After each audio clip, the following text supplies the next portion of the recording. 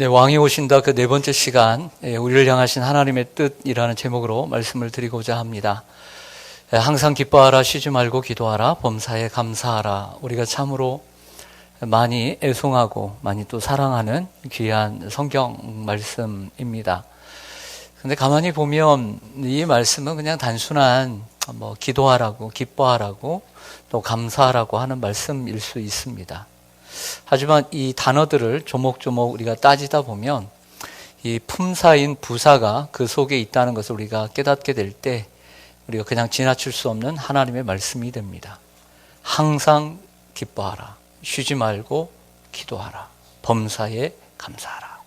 이 말씀인 것이죠. 근데 이 말씀 뒤에 뭐라고 붙여져 있냐면 이것이 그리스도 예수 안에서 너희를 향하신 하나님의 뜻이니라. 이렇게 붙여져 있다는 것이 더 중요하다는 의미입니다. 그러니까 이 말씀이 중요하긴 하지만 이 중요성을 뒷받침해 주는 말씀이 바로 그 뒷부분인 것이죠. 여기에 이것이라고 하는 헬라어 단어 투토라고 하는 단어는 단수로 되어 있습니다. 그래서 그 앞에 있는 18절에 있는 말씀 범사에 감사하라를 가리킨다라고 볼 수는 있지만 그 앞에 있는 세 가지 단어 항상 기뻐하라, 쉬지 말고 기도하라, 범사에 감사하라, 이 세 가지를 하나로 묶어서 단수로 취급하고 이것이 바로 하나님의 뜻이라고 말했다라고 하는 해석이 더 옳을 것 같습니다. 두 번째로 이것이 그리스도 예수 안에서 이렇게 얘기를 하는데 그리스도 예수 안에라는 말은 우리가 예수 그리스도를 믿는 믿음 안에서 마땅히 그리스도인으로서 지켜 행해야 할 것들이 이것이다. 그런데 바로 이것이 우리를 향하신 하나님의 뜻이다. 이렇게 해석을 할 수가 있습니다.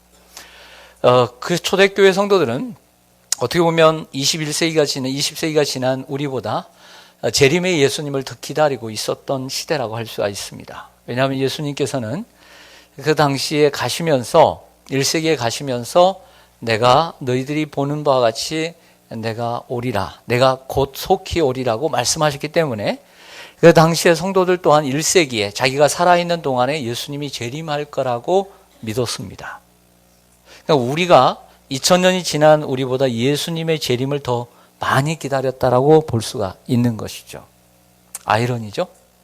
그런데 그 예수님의 재림을 기다리는 성도들에게 사도 바울이 이러한 데살로니가 교회 성도들에게 말하는 하나님의 뜻이 바로 이것이었다라고 하는 것입니다. 첫째로는 우리를 향하신 하나님의 뜻은 항상 기뻐하라라고 하는 겁니다. 따라서 하겠습니다. 항상 기뻐하라. 기쁨이라는 단어는 우리 모든 인간이 추구하는 가장 기본적인 욕구입니다. 사실 수많은 사람 가운데 기뻐하지 않고 살고 싶은 사람이 어디 있나요?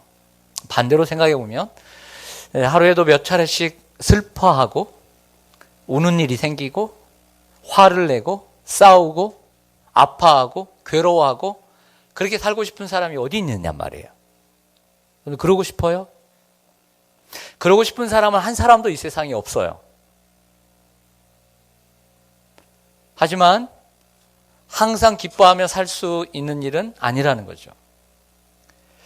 누구는 이 시대를 가리켜 상실의 시대라고 얘기했습니다. 많은 것을 상실하고 살아가죠.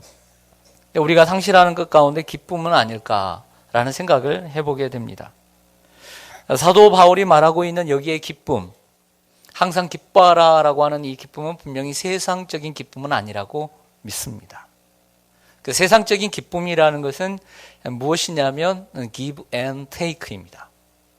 즉 조건적이고 상대적이고 의존적이고 가변적인 기쁨인 것이죠. 예를 들면 사람이 건강하면 기뻐할 수 있습니다. 근데 내가 아파서 가만히 생각해 보니까 작년 이맘때 제가 병원에 있었습니다. 건강하게 이렇게 나와 1년 후가 되었습니다. 생각해 봅니다. 우리는 건강할 때 기뻐하죠. 아프면 얼마나 기뻐하겠습니까? 반대로 생각하면 배부르면 기쁘죠. 근데 배고프면 어때요? 기쁘세요? 이런 말을 누가 하더라고요. 배고픈 남자치고 좋은 성격 못 봤다. 근데 유한이 됐어요. 나만 그런 줄 알았더니 그분이 얘기하기를 모든 남자는 배고프면 성질낸다. 그래서 유한이 되더라고요. 야, 나만이 그런 거 아니구나. 모든 남자들이 다 그렇구나. 사람들은 배부르면 좋아집니다. 근데 배고프면 기뻐하지 않죠. 나쁜 일이 생기면 슬퍼합니다. 좋은 일이 생기면 기뻐하죠. 지갑이 두둑합니다. 카드는 다 가지고 있죠. 그러나 카드는 아무 때나 쓸 수 있는 게 아니죠. 나중에 한 달 후면 카드 값 갚아라고 오는데 그게 함부로 쓸 수 있나요?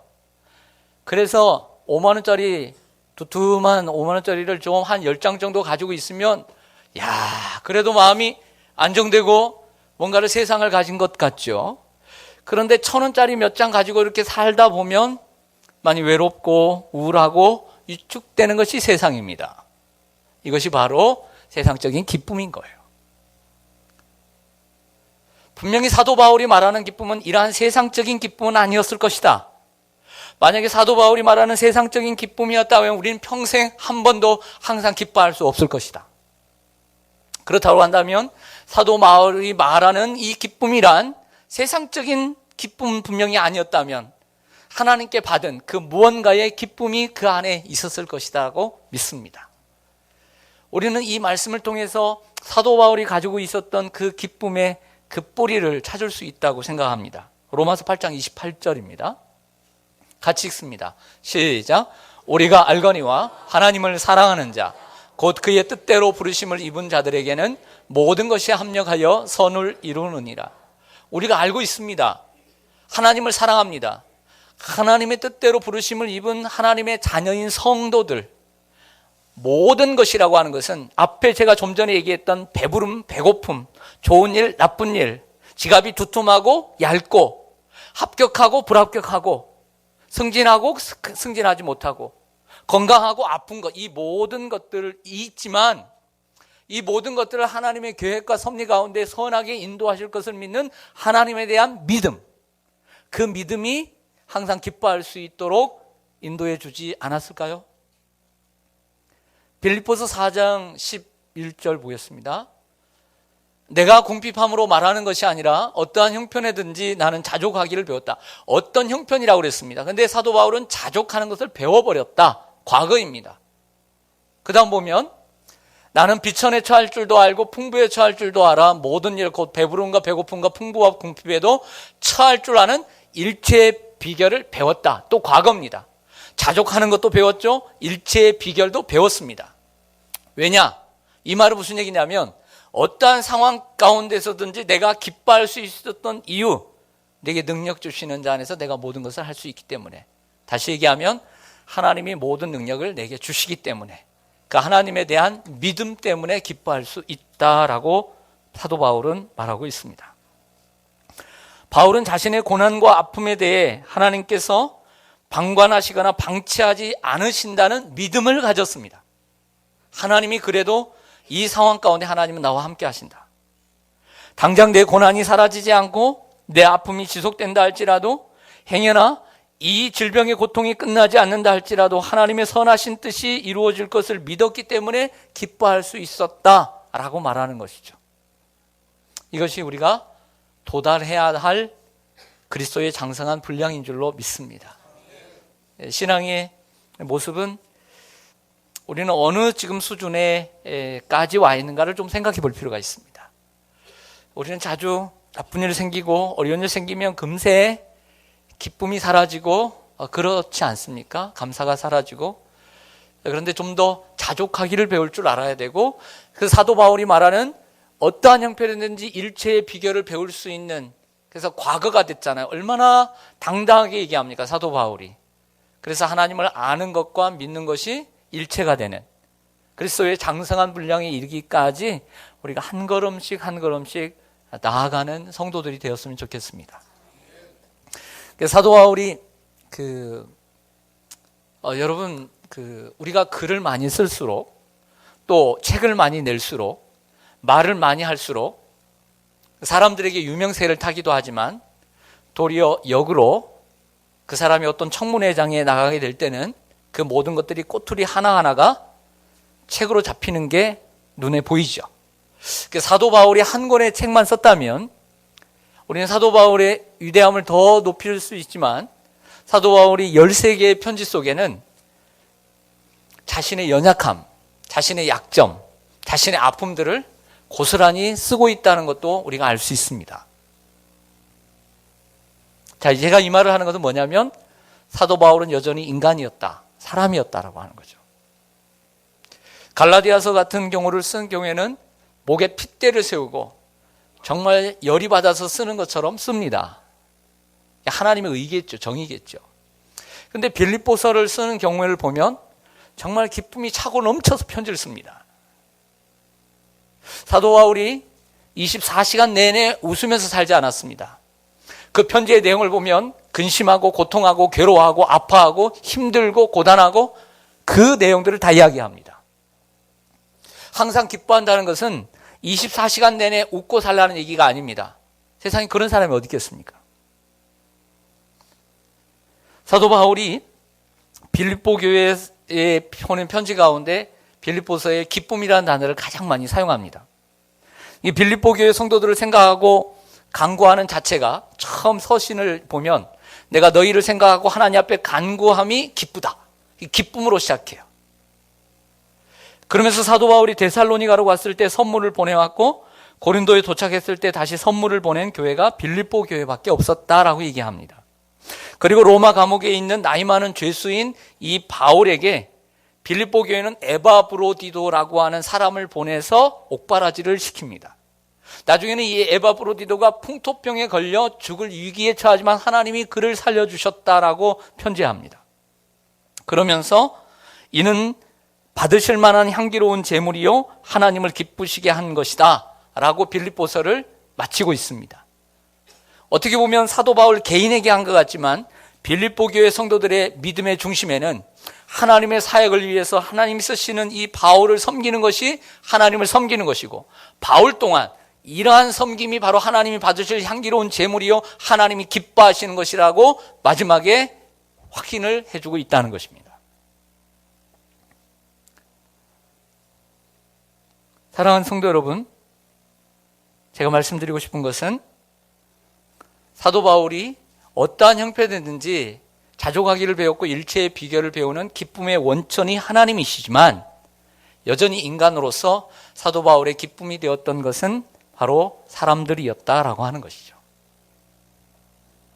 하나님 우리에게 기쁨의 원천이지만 기쁨의 우리의 잔 가지들, 이게 사람이라고 하는 거예요. 여러분 다시 묻습니다. 여러분 살아가면서 무엇 때문에, 누구 때문에 웃고 기뻐합니까? 사람 때문이죠. 아닙니까? 도리어 반대로 사람 때문에 아파하고 사람 때문에 웃음이 사라지고 사람 때문에 괴롭고 사람 때문에 힘들고 사람 때문이죠. 사도 바울도 그래요. 오늘 데살로니가전서 5장, 오늘 성경을 좀 보셔야 합니다. 화면에 나오지 않습니다. 데살로니가전서 5장 12절 보겠습니다.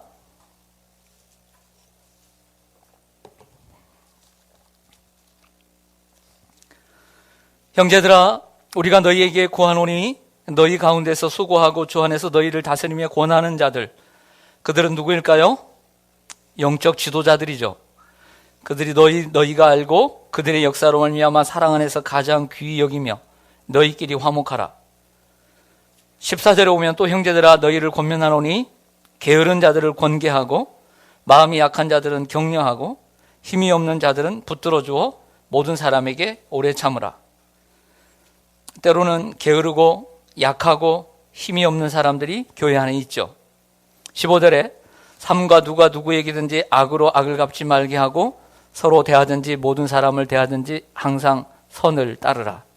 그 다음에 항상 기뻐하라는 단어가 나온 것을 볼 때 사도 바울이 왜 항상 기뻐하라는 단어를 쓰고 있느냐라는 그 근거를 마련해 주고 있습니다. 무슨 얘기냐면 사람과의 관계 속에서 기쁨을 누릴 수 있어야 된다는 거죠. 지도자의 관계 속에서, 성도들 사이에서, 모든 사람 속에서, 그리고 자기를 악으로 갚는 사람들에 대하여, 악의를 품고 있는 사람들에 대하여 도리어 악으로 갚지 말고 선으로 갚아서 그 기쁨을 빼앗기지 않는, 항상 기뻐하라 라는 말씀이 되는 거예요.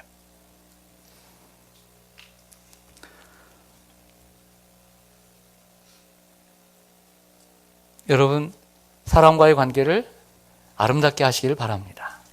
그래서 기쁨을 빼앗기지 마시기 바랍니다.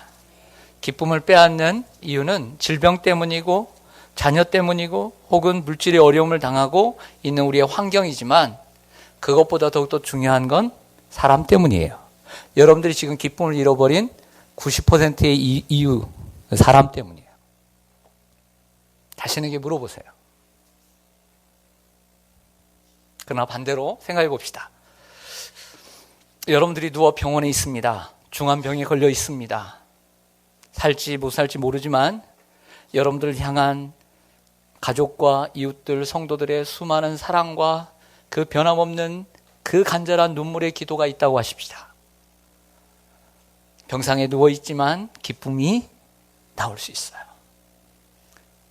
나는 지금 지갑이 두텁지는 않지만 나의 지갑을 보지 않고 정말 나를 이해해주고 사랑해주는 사람들로 인해서 우리는 얼마든지 기뻐할 수 있어요.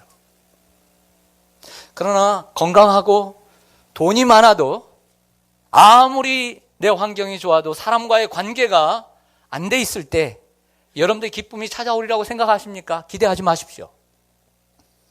그건 스스로 여러분들이 자의적으로 기쁨을 만들려고 하는 인위적인 기쁨입니다. 내가 돈 많은데, 나 건강한데 못할 게 없는데, 우리가 부족하고 없어도 우리 주위에 어떤 사람들이 있느냐에 따라 우리는 충분히 기쁨을 누릴 수 있는 줄로 믿습니다. 그게 기쁨 아닐까요? 여러분들 행복하십니까? 여러분들의 가정은 행복하십니까?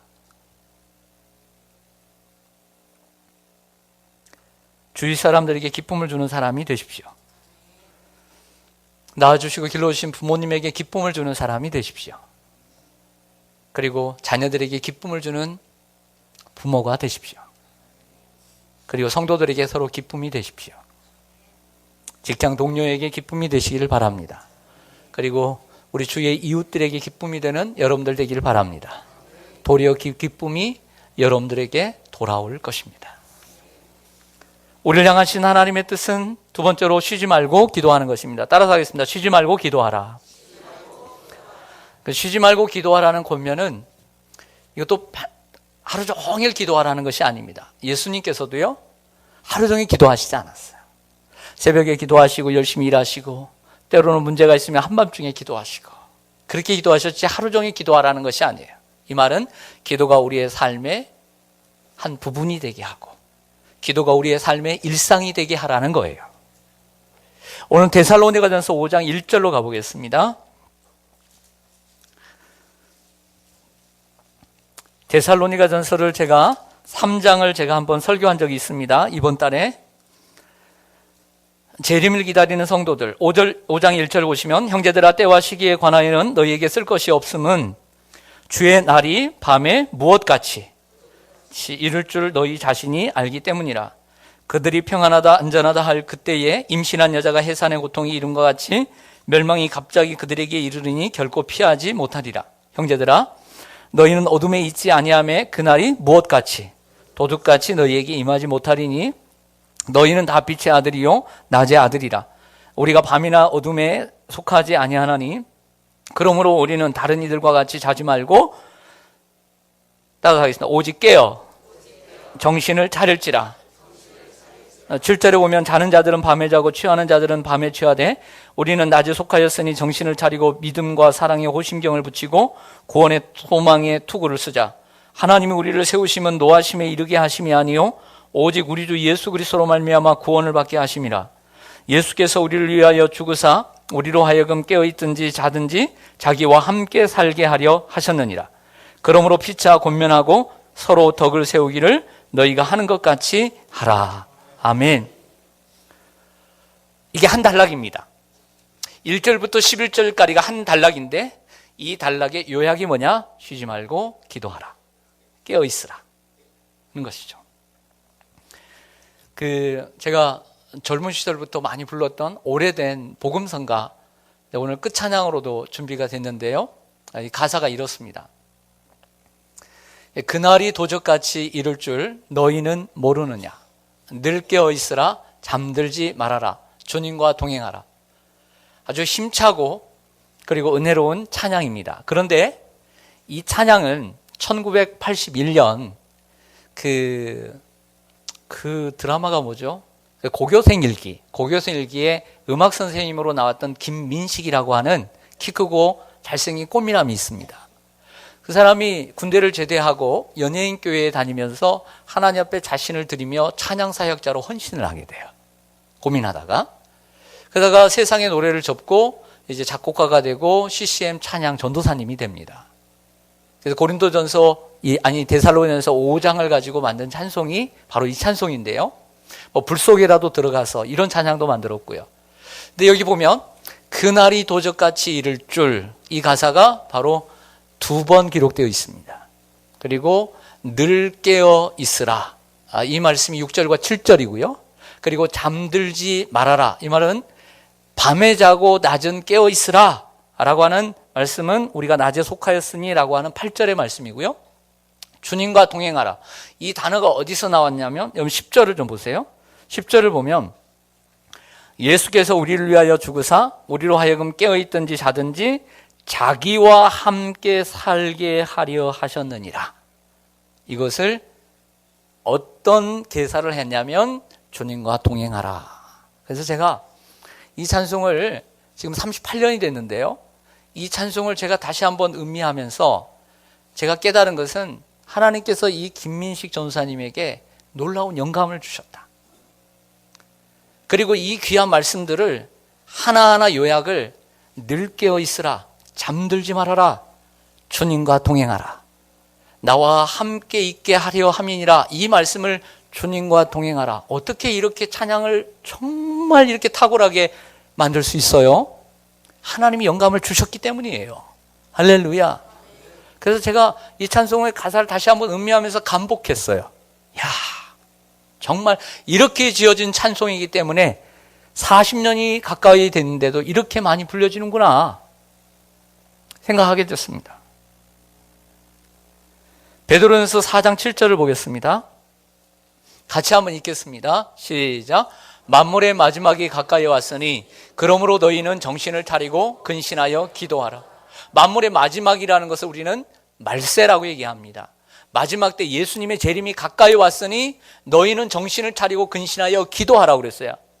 양대 산맥인 바울과 이 베드로가 똑같이 마지막 때에 성도들이 예수님의 재림을 기다리면서 해야 할 것은 정신을 차려야 된다는 거예요. 깨어 있어야 된다는 거예요. 기도해야 된다는 거예요. 왜 이것을 그렇게 이 두 사도가 강조하고 있을까요? 제가 이번에 시리즈 설교를 하면서 마태복음 25장에 나오는 예수님의 3가지 설교를 번갈아 가면서 하고 있습니다. 오늘은 그 첫 번째 열처녀 비유를 말씀드리고자 합니다. 10명의 처녀들이 등을 준비하고 신랑을 기다립니다. 그러나 미련한 처녀들은 등은 준비했는데 기름이 없어요. 근데 슬기로운 처녀들은 등은 준비하고 등도 준비하고 기름을 준비했습니다. 다 같이 졸며 잤습니다. 근데 한밤중에 도둑같이 예수님께서 오셔서 신랑 되신 주님이 신랑이다 라고 하니까 다 같이 깨어서 저 예수님 맞아야지, 신랑 맞아야지 이렇게 했단 말이에요. 기름까지 준비한 이 슬기로운 처녀들은 이 천공문에 혼인잔치의 집에 들어가게 됩니다. 근데 기름이 없다라고 이 퇴짜를 맞은 이 미련한 처녀들이 그러면 잠깐만 기다려달라고 얼른 현대시장에 갔다는 거 아니에요. 그래서 5분 늦고 10분 늦고 어떤 친구는 30분 늦고 그래가지고 거기까지 갈 필요 없는데 형제 주유소까지 가면 돼요. 이 경복 주유소까지 가면 되겠네. 그래가지고 왔는데 그거 좀 봐줘야 되잖아요. 봐줄 수 있죠? 근데 뭐라고 얘기하는지 아세요? 두드립니다. 닫힌 문을 두드리니까 예수님 뭐라고 하는지 아세요? 난 널 몰라. 난 너를 몰라. 예수님의 비유를 장난으로 알면 안 돼요. 예수님의 비유를 그냥 우리 정말 놀래키려고 하시는 거구나 그렇게 생각하면 안 돼요. 예수님이 오시는 순간 깨어있는 사람, 신앙의 그릇, 형식만 가지고 있는 사람이 아니라 신앙의 내용을 가지고 있는 사람만이 혼인잔치에 들어갈 수 있다라고 하는 경각심을 가져야 될 줄로 믿습니다. 그러므로 우리는 깨어 있어야 되는 거예요. 여러분들이 항상 깨어 있는 줄 믿습니다. 집에서도 하나님 앞에 기도해야지, 하나님 앞에 바로 사는 것이 어떤 삶이지, 순간순간 마음에 감동이 올 때마다 무릎을 꿇고 하나님 앞에 엎드려 기도하고, 이런 성도님들인 줄 믿습니다. 사랑하는 성도 여러분, 기도는 영혼의 호흡이고 기도는 하나님의 능력을 공급받는 통로입니다. 어떤 문제 앞에서든 기도하시길 바랍니다. 귀신 들리는 아들이 있습니다. 마가복음 9장에 보면 예수님의 제자들이 고쳐준다고 해서 주는데 고치질 못합니다. 예수님이 오시니까 주님 날 도와주세요. 간구합니다. 믿음으로 간구하니까 예수님께 고쳐주세요. 그러면 이런 말씀하십니다. 기도 외에는 다른 종류가 나갈 수 없느니라. 여러분, 우리가 기도로 깨어있다는 것은 항상 새벽 기도도 나오고 금요 기도에도 나와야 되지만, 기도로 깨어있다는 것은 다른 말로 얘기하면 기도로 우리의 삶의 여러 가지 문제들을 헤쳐나가는 것, 이렇게 이러한 성도가 깨어있는 성도라는 얘기예요. 이런 성도는 예수님이 오실 때 기쁨으로 맞이할 수 있습니다. 그러므로 쉬지 말고 기도해야 합니다. 셋째로, 우리를 향하신 하나님의 뜻 따라서 하겠습니다. 범사에 감사하라. 이 범사라는 단어를 제가 국어사전을 찾아보니까 이렇게 되어 있습니다. 갖가지 일, 온갖 일, 평범한 일. 그래서 이것을 종합해서 모든 일. 그래서 다른 성경은 범사에 감사하라를 현대어는 모든 일에 감사하라, 이렇게 번역을 하고 있습니다. 감사할 일이 따로 있고 감사하지 못할 일이 따로 있는 것이 아니라, 신자는 하나님의 돌보심 가운데 있기 때문에 감사하라는 것입니다. 즉, 하나님의 돌보심이라는 것은 내가 지금 당장은 어렵지만 하나님의 계획과 하나님의 어떤 선하신 어떤 섭리가, 인도가 있을 것이라고 믿는 그 믿음 안에서 감사할 수 있어야 된다는 거죠. 사실 초대교회 성도들은 지금 우리보다 훨씬 감사하기 어려운 형편에 있었던 건 우리가 너무나 잘 압니다. 우리처럼 경제적인 여유가 있었겠습니까? 신앙의 핍박을 받고 있죠. 그런데 그들에게 주님은 말씀하십니다. 범사에 감사하라. 어떻게 보면 우리보다 더 안 좋은 처지에 있는, 할 수 없는 처지에 있는 성도들에게 주시는 말씀이라고 한다면 우리에게는 정말 감사히 받아야 되는 말씀입니다. 감사는 놀라운 힘과 능력을 가지고 있습니다. 고난과 시련 속에 있는 성도가 가장 쉽게 가질 수 있는 마음은 원망과 불평, 좌절과 시리입니다. 우리의 삶이 어려움이 오면 우리 성도들이 가질 수 있는 마음은 감사라고 대답하려고 그랬죠, 여러분. 네? 네. 그런 분 몇 분 계신 것 같아요. 감사라고 대답하려고 하신 분 계셨죠? 근데 아니에요. 어려움을 당할 때 우리가 가질 수 있는 마음은 원망과 불평, 좌절과 시리예요.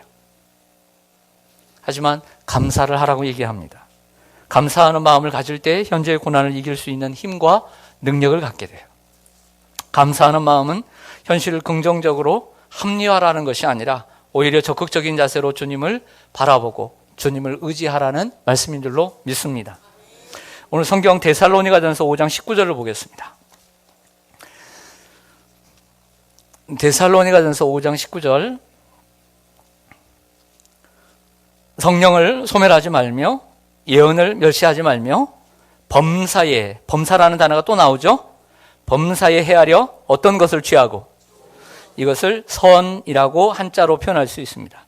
22절에 보면 무엇은 어떤 모양이라도 버리라. 그렇죠. 21절은 똑같은 말씀인데 긍정문으로 표현을 하고 22절은 부정문으로 표현한 것입니다. 범사에 헤아려 좋은 것, 선한 것을 취하고 악은 어떤 모양이라도 버려라. 그럴 때만이 범사에 감사할 수 있다. 이런 얘기예요. 맞죠? 만약에 우리의 삶에 악한 것들이 있는데 그것을 취하게 되면 우리의 마음에 감사가 생길까요? 안 생길까요? 안 생기죠. 그렇지만 범사에 헤아려 좋은 것을 선택하고 악한 것은 어떤 모양이라도 버리면 그럼에도 불구하고 감사가 나올까요? 안 나올까요? 나오죠. 이런 논리예요. 여러분, 우리가 삶을 살다 보면 우리가 만들어 놓은 것들이 있고 여기저기 있습니다. 그리고 남들이 가져다 준 것이 있고요. 그리고 그냥 자연스럽게 생겨난 것들이 있습니다. 그런 것들이 무엇이냐면 이런 것들입니다. 우리 앞에 놓여 있는 것들, 감사, 기쁨, 사랑, 은혜, 진실, 겸손, 희망, 비전, 충성, 이런 것들이 있습니다. 근데 이런 것들만 있는 게 아니에요. 우리의 삶에는 내가 만들고 또 남들이 다 갖다 주는 것들이 있어요. 미움, 시기, 질투, 불평, 거짓, 이간질, 고통, 아픔, 이런 것들이 있단 말이에요. 불신.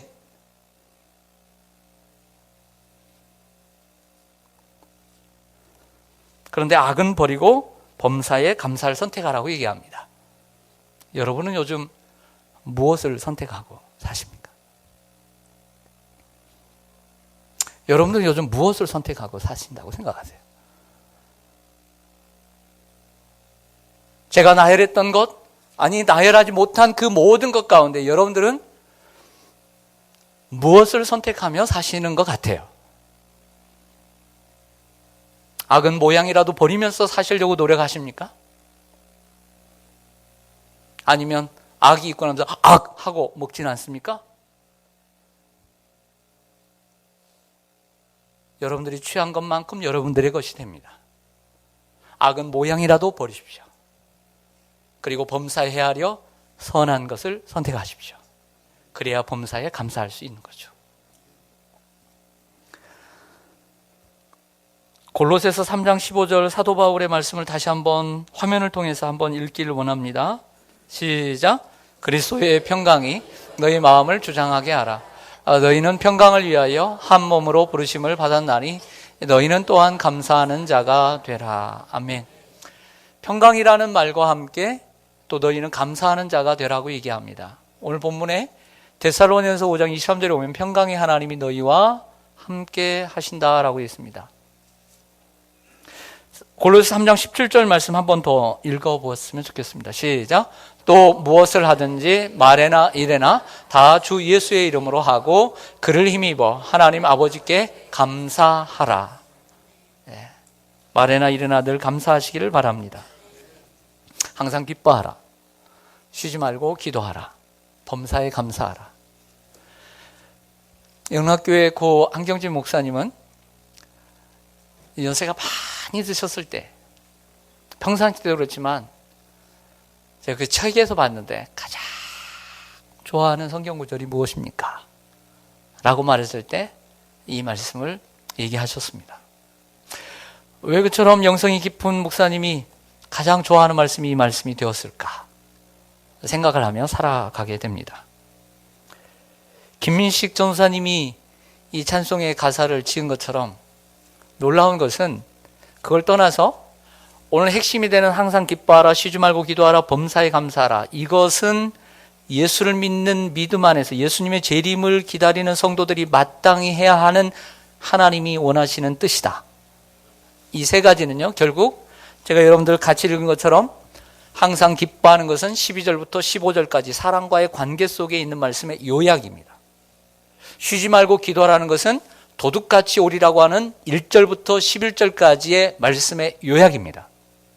범사에 감사라는 18절, 19절, 20절, 21절, 그 다음에 22절, 21절, 22절, 23절에 있는 말씀의 요약입니다. 결국 이 세 가지의 말씀은 데살로니가전서 5장의 요약본입니다. 그리고 데살로니가전서의 요약본이다. 이런 확신을 설교를 준비하면서 깨닫게 되었습니다. 결국 예수 그리스도의 재림을 기다리는 성도들을 향한 하나님의 가장 크고 깊은 뜻은 항상 기뻐하고 쉬지 않고 기도하고 범사에 감사하는 자리로 나아가는 거죠. 오늘의 내 모습은 여러분들의 지금의 오늘의 모습은 여러분들 어제의 여러분들의 모습의 결과물입니다. 어쨌든지 간에. 그리고 내일의 그런 모습은 오늘 여러분들의 삶의 결과물이 될 것입니다. 내일 잘 살려고 하지 말고 오늘, 재림을 기다리는 성도들은 오늘을 잘 살아야 합니다. 어떻게 해요? 오늘 말씀을 따라 노력하며 사는 우리가 되기를 원합니다. 네, 기도하겠습니다.